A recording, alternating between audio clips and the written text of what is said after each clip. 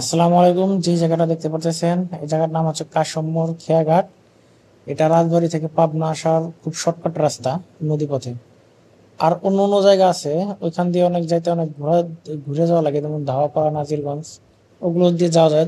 তবে শর্টকাট হচ্ছে এটাই। আপনার যারা এই রাজবাড়ী আছে, রাজবাড়ির আশেপাশে যারা আছে শহরের, আর এই পাশে যারা কাজিরহাট কিংবা বাধেরহাট, এই আশেপাশে যারা যাইতে চান তাদের জন্য এই খেয়াঘাটটি একদমই শর্টকাট।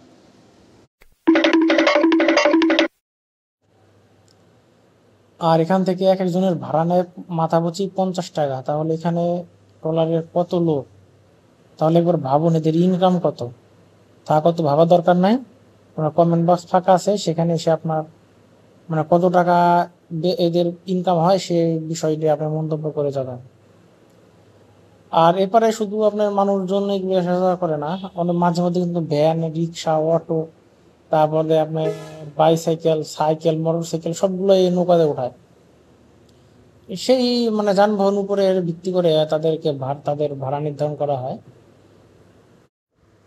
আর আসলে বিকালে ঘুরতে আসলে জায়গাটা কিন্তু বিশাল মনোমুগ্ধকর এবং ঘোরার মতন জায়গা। বিশেষ করে যারা ছবি উঠাতে চায় তাদের জন্য অসম্ভব সুন্দর।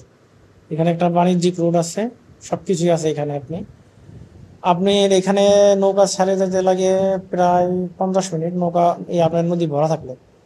আর নদী যদি একটু থাকে, আপনার পানি কম থাকে, তখন ওই 20-30 মিনিট বেশি লাগে এই আর কি। তো কারা কারা এই এই এই ঘাট দিয়ে পার হয়েছেন অবশ্যই কমেন্টে জানিয়ে যাবেন। আর এরকম চ্যানেল অবশ্যই বাংলাদেশের বিভিন্ন সৌন্দর্য এবং জীবনযাত্রা এবং মানুষের মান নিয়ে ভিডিও পেতে অবশ্যই চ্যানেলটি সাবস্ক্রাইব করে রাখবেন। ধন্যবাদ সবাইকে।